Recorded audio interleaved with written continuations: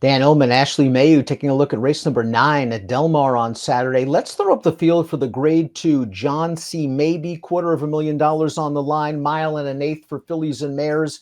7 in the race, 3 trained by Phil D'Amato, but I think it's a really interesting heat because you have 2 of the better filly and mare turf horses in the country in Anisette and Didia. But if you're just a speed figure handicap, Didia's last 10 buyers, any one of them, faster than anything Anisette has ever run. I know, but I love them both, Dan. They're such good fillies and mares in this race. It's a really good rematch and a field of 7 overall. And I think the big thing with the two is when you look at them is just a little bit of a difference in running style. Anisette wants to close from off of it, right? She figures to be further back than Didia in this spot. And I think everyone else are really competing for the minors in here. I think on paper and what we've seen visually, these two stand out in the field. It doesn't mean there can't be an upset, but when you look at Didia's last couple in New York, I mean, we're talking big buyers, 96, 100, 99, bigger figures than these other fillies and mares we're seeing out in California. You mentioned the difference in running styles, and that could prove key in this race. We throw up the Timeform US pace projector. Didia is not a burner. She's very rarely, if ever, on the lead at the pace call, but there just isn't a lot of speed in this race. There's a chance she could make the lead. Fuente Ovejuna is also kind of a stalker. I'm not sure who goes to the front. Maybe Lucky Girl? Yeah, I don't know. I mean, Lucky Girl, when you look at her races, she's got those 6.5s on the downhill, but on a mile and a 16th last time out, she was last. And maybe it was just because it was her first race off a little bit of a freshening, but there is not a ton of pace on paper here. Hang the Moon, I think, could be somewhat forward in this spot. It's tough to say, though, because those races, I don't know. And here you don't see her even forward at all. You see her pretty far back. So to me, pace is going to make this race. It is murky. The interesting thing about Didia, we see her projected here to be the pace setter.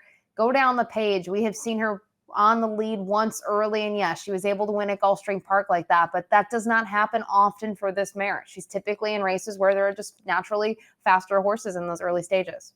And the good news for fans of Anisette is she does have the fastest Timeform US late pace rating. And I think if the pace is slow, she can stay a lot closer. She's very, very tactical. Another thing to like about Anisette is she has the home court advantage. She's 3 for 3 at Del Mar, including this victory in the yellow ribbon, a race where she beat 3 of these rivals. And I thought she looked pretty good doing it. The jock decided to stay in on the second turn, found the split, bursts on through, and she gets the better of Uncorked, who's down on the inside and had a ground-saving run, and Fuente Ovejuna in the orange silks, and Lucky Girl on the far outside. And they went a little quick. When you look at some of the races that Anisette has participated in, the half usually doesn't go in 46, but it did, and I think it set up for her. But with that said, go to the race 2 back ago at Santa Anita, going a mile and an eighth. 47 and 2 to the half, and she was able to split that field. She's a little bit closer than we typically would see her. So I know she's a closer and she likes to come from off of it, but depending on the pace, I think Umberto Rispoli can position her wherever he really wants. Is that a little bit closer? Is that further back? That'll just be kind of what happens and, how it shapes up for her. I will say the one thing that she does have is she got the inside draw in here. So at least she can save a ton of ground in this spot, and he can send her or not send her, depending on what everyone else does. Hang the Moon, the number 2, made her first start for Phil D'Amato a winning one and a second-level allowance 2 starts back. And I just don't think she had a good setup last time out in the Osanitas. She was wired by A.G. Bullet, a horse that came back and dominated the Grade 2 Kentucky Downs Ladies Turf Sprint. That went into 106 Beyer speed figure. Hang the Moon, I think, was just compromised by the race was run. I think so too. I mean, all in all, though, I do think she's taken a nice step forward from 3 to 4. Her form was sort of even towards the end of her 3-year-old campaign in her last 2. I think she's done everything right. They've been at the mile. She's going to have to get the additional 1/8 of a mile in this spot. But in the past, she's been able to be competitive at the distance. And I just wonder from a figure standpoint, Dan, I don't want to harp on figures, but she is softer than everybody else in here in most of the field. And she has faced nice horses. I just wonder if this is just a case of she's just going against some tougher mares. We saw Lucky Girl kick on for 4th in the yellow ribbon behind Anisette last time out. Not a bad performance at all, considering it was her first start off of a short layoff, but she also did have pace to attack that day. I do think she can be closer, but I'm not sure if a mile and an eighth is going to be her best distance. I'm not sure. Part of me would say if they want to stretch her out, a mile's maybe the ball game to shoot for. A mile and an eighth might be a little bit much, but I was a little shocked last time out in terms of the pace that she was so far back, knowing that she was coming out of those efforts on the downhill. I would have thought she would have been a little bit closer. Do I know if that would have made a difference? I don't think so. The one thing that I find crazy, though, when you look at her, I said a mile. Maybe it's a mile at Santa Anita. She has not been lucky over the Del Mar turf course, and I wonder if that's a little bit of a hurdle for her in this spot as well. Uncorked is the number 4, and she worked out a beautiful trip when winning the Royal Heroine 3 starts back. She saved ground in mid-pack, the rail opened up, and she just shot on through, and she really fired her best shot. Similar situation last time out in the Yellow Ribbon. In behind horses, the inside opened up. Anisette, to me, was just better than she was, and she's another that has to stretch out slightly.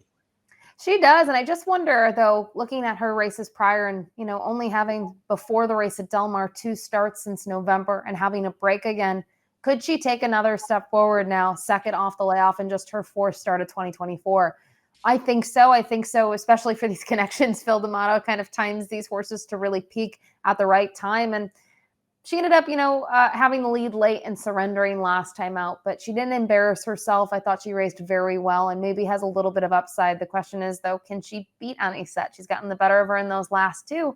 I think, that's going to be tough for her to do. And now we have to mention, she's got Didia in this field as well. Trainer Leonard Powell, of course, has Anisette, but he'll also saddle the 5 Royal Charter, who won her North American debut off a lengthy layoff 2 starts back, then ran quite well in this second level allowance early in the Del Mar meet. There was not a lot of pace in this race. They went 48 and change to the half, and Royal Charter had to rally from off of it, and she keeps on chugging to finish second. To me, I think the 1 1/8 is going to be good for her, but she is stepping up in class. She is stepping up in class, and I guess there's 2 ways to look at this race. There is no pace, so is that why she couldn't win, or should have she won? Because she was heavily favored, and the horse that beats her, I believe, was 34-1. There's 2 ways to go about it. Maybe she needed the race. Another one we talk about with these horses, trying to spot races. She didn't make it to the races from April to August. Pretty long time to go without races.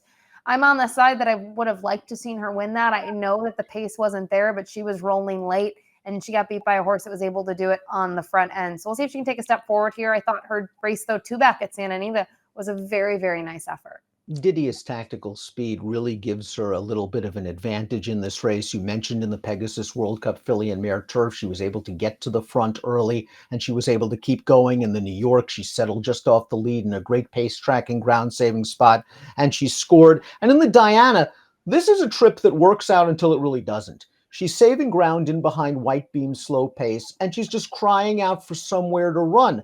Now, maybe she doesn't win if she gets out, but she's pretty much over and behind horses in a little bit tight for most of the last 8th. Yeah, not an ideal spot to be. Not at all. And we have to remember who else was in here. It was a very great edition of the Diana. Field of 10. White Beam ends up winning it. I think it flatters her that Moira comes back and has success at Colonial and, had to face Feb Rover in that spot as well. And, these are horses that we'll see in, just a couple of weeks out at Del Mar. I'm not going to hold that performance against her. I think when you look at her, say 2 starts back, she was flawless, a really nice effort in the Grade 1 New York. Prior to that, we talked about the race at Gulfstream where she somehow was forwardly placed more so than she'd ever been before and was able to prevail. So she's very, very classy, and what she, her running style, I think, suits her here. She can go further. She can go 1.25 miles, but 1.125 miles, I think this is the perfect spot for her. Fuente Ovejuna completes the field for Brendan Walsh, a stakes winner at Horseshoe Indianapolis over good going 2 starts back, finished in the dead heat with Uncorked last time out in the Yellow Ribbon. What I liked about that race was you mentioned the pace was fast, and I think she sort of made the first run into the pace with a 3-wide bid before finishing evenly. You saw Anisette come from out of it. You saw Lucky Girl come from out of it. So maybe you could give Fuente Ovejuna a little bit more points for that race, but there's another one that just needs to run her best to beat the big 2. Absolutely. And I wonder if here, we've talked about it, maybe the lack of a clear pace hurts her. I think her last 2 efforts have been really strong. Obviously was able to win at Horseshoe Indy in a race that ended up being a blanket finish. A lot of horses with their, necks and noses on the line there. And then next time out, I liked her performance in the Yellow Ribbon, but you talked about it. It's the pace. And I just don't know if she's going to get the pace help that she needs here. And I go down the page, and I think that's been key with her. I will also say, I think in our last couple, they have tried to have her a little bit closer to the pace, and that's helped as well. But in a race where there isn't a ton of clear pace, maybe she's compromised. Let's take a look at our top picks for the John C Mabee. You're going with Didia. I think Didia is the horse to beat. I prefer her over Anisette, although we both love Anisette, and anyone who's ever watched our previews know that. Fuente Ovahuna is just kind of a sleeper to me. I think the better play would be 6-7, but I could see the 7 at a price because she's at least tactical enough to stay close. Hey, we talk about this. We have to look for prices where we think we can take them and understand not wanting to have any probably piece of the 6 or the 1 here. They're going to be very short prices. And Didia, I would have to think goes off favored over Anisette in this spot. And it's tough. The running styles are different. I just think Didia is going to be closer to the pace and maybe we'll have things a little bit easier than she did in the Diana. But in terms of a betting aspect, I'll be honest, Dan, I'm going to watch the race. It's tough for me to bet this race if I think that they are the clear top 2. 6174 for Ashley, 7614 for me. Really looking forward to seeing this matchup, though. Anisette with the home court edge, Didia with the Figs, and if things keep going the way they're going for both of them, we might see them in the Breeders' Cup at Del Mar in the fall. Good luck.